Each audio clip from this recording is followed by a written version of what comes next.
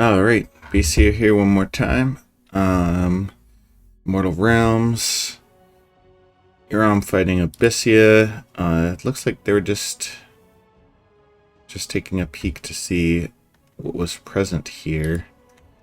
So we'll go ahead and fast forward to Abyssia storming the Iram fort. We've got a bunch of Iram infantry. Here's Abyssia's prophet, so we can finally see their blessed lol.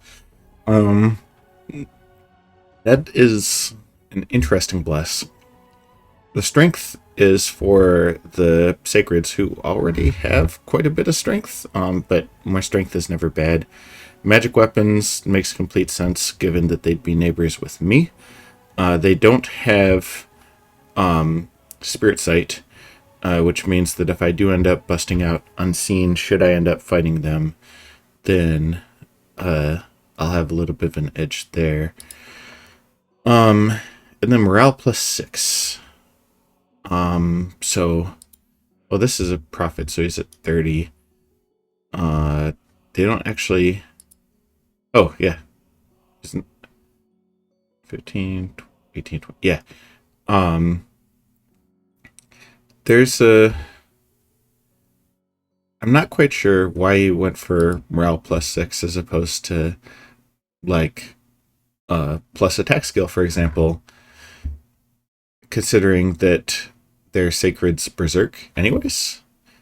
But it's a choice he made. These battle axes hit like fucking trucks.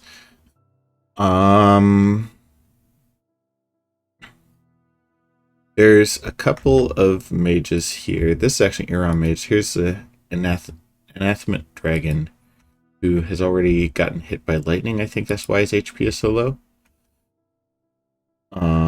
This warlord is just a basic warlord. I'm told that there were a bunch of Seeking Arrow attacks here. We've got these Zaraz. And you might have seen like the animation for a bunch of lightning happening. That was the Children of the Sphinx, who are using their Stellar Bolt attack, which is so good. Just 13 straight up. And when Iram gets to putting Strength of Giants on these guys, then that's 17. It's like a Mind Blast from Relay, except you're not Relay. So these Children of the Sphinx are limited because you get 1 per turn from the Kneader of the Sphinx, and later on you won't necessarily want to use your Pretender turn. Some of these, maybe it's 2 per turn. It's either 1 or 2, but they are sure cool. Some Brass Guardians. Yeah, we see more lightning flying down. Some air allies, which the air elementals are kind of a waste. They're just going to explode in a bit of fire. These guys have been casting Bend Winds, and I'm not quite sure what Bend Winds does. I'm also not sure if fire missiles, like if flaming weapons counts on these Stellar Bolts. Obviously, that's not going to do anything to Abyssia, but it is noteworthy.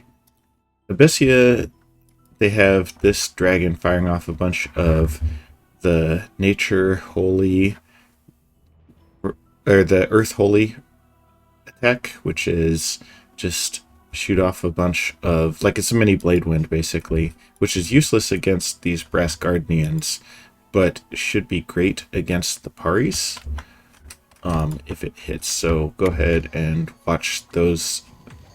So here we see a bunch of these fired off, and they all miss. Frickin' Blade Wind. Again, just a bunch more misses. Oh, this one, it did hit, but he got lucky. Didn't realize that if you get lucky, then it just negates all of the damage as opposed to like putting you at 1. Playing Dominions a while without actually knowing that. It's pretty useful. and the lightning just continues to keep firing. Like, that's 13 lightning bolts a turn.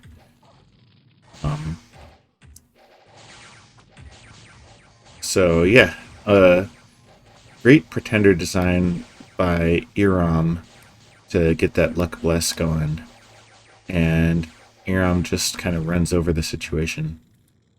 A few of the parries did end up getting swept up by the Divine Blades, but overall, it was a wipe for Abyssia. And that's 1,800 gold of infantry dead, plus a dragon. We pinged. They still haven't sent in the Marshmasters, so at this point we're just going to move in. We snuck around back there. Pangea versus Arcocephale, which means that we get to watch Pangea's Bless and get ready for this. Attack skill plus 4, so fire 6. Strength plus 8. So either Earth 6, Blood 6, or shift 3 of those points over. And magic weapons and fire and shock resist. Oh yeah, so the fire and shock resist is probably Earth 5, then another 3, so Earth 8, and Blood 9. Quite a killy Hellbless. The result is that these lances are hitting at 25 plus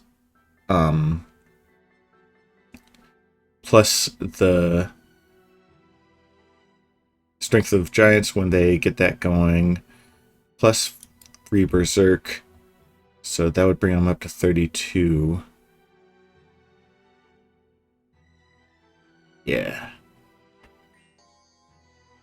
And the hoof attack, since that is a centaur's own hoof as opposed to the mouse hoof, that also gets buffed by strength. So the guys, they just do a lot of damage, and Pangea can very easily do I was not going to say Strength of Giants again.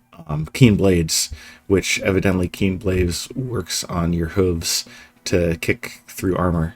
So that's pretty cool. I kind of want to try this Pangea Bless just because it's hilarious and ridiculous. I don't know how well it carries into the late game, although cold resist. Oh, that's cold resist. Why did I think that was fire resist? Okay. So, yeah. Regardless, fun, if nothing else. They built some Minotaurs for some reason. Then Satis going kind of raiding there. They outbid me on the Alchemist, which is fine. Looks like they're pumping a bunch of money into that Alchemist. They've got a good size army over here, but again, the fact that I'm like causing problems with fire, it's hard for them to work with. Imran here is going to sneak in and raid this forest over here.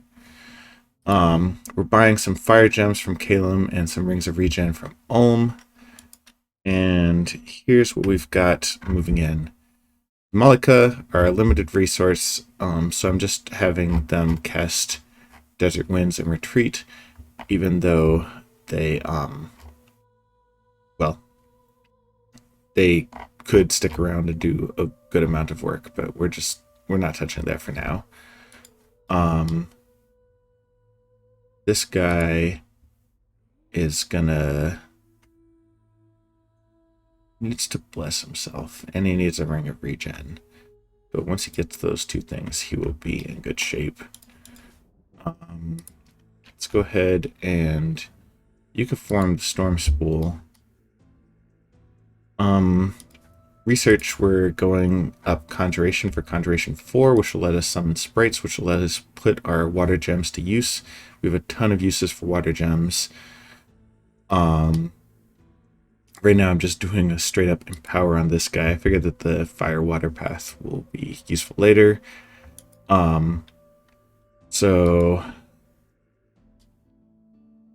we'll want flasks will be the big thing so that we can have our saw here have their bless active. But there's plenty of other stuff on the table as well.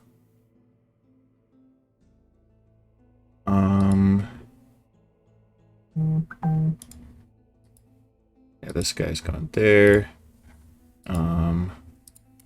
You'll move and patrol.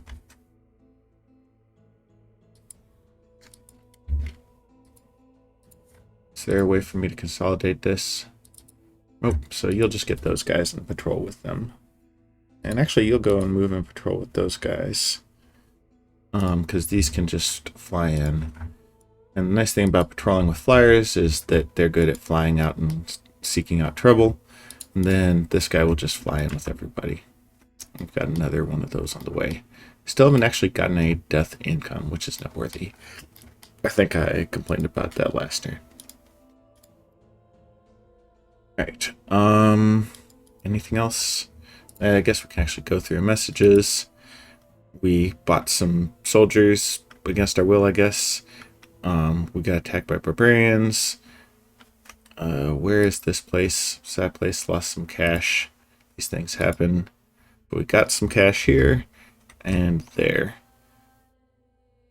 Lots of patrolling type stuff. We happen to have a bunch of free troops here in Giffa. So they were there to fight the troublemakers. Yeah, I think I got like free troops from here or something. I just sent them out. The big thing for me right now is just getting more scouting out and seeing the world. It'll also be good to have more of an eye of what exactly Ashdod has going on. Abyssea went and took over this throne here, which we had pre-game diplomacy that they would be able to have. Lava warriors are up to like 20 morale even when they're not blessed, so that's cool. But yeah. Other than the battle plan I mentioned previously, I guess we'll just spam a little bit of luck. Don't need 2 casts of it on each of these guys. But the idea here is that we're going to use a lot of banishment. And that's this Decree of the Underworld. I have range 30, AoE 6, damage 7. So that should be good to counter Scala spam if the Marshmasters do in fact move in this turn. Which they've got to be somewhere. But I think that they're still at Satis researching.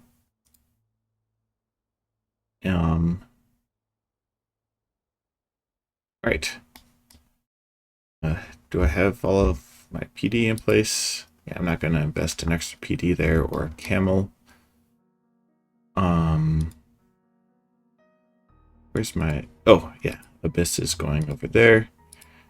And this guy needs a cool name, which will be... Test your metal. Hope that I didn't already use that one. Alright. That should do. So, see you next turn.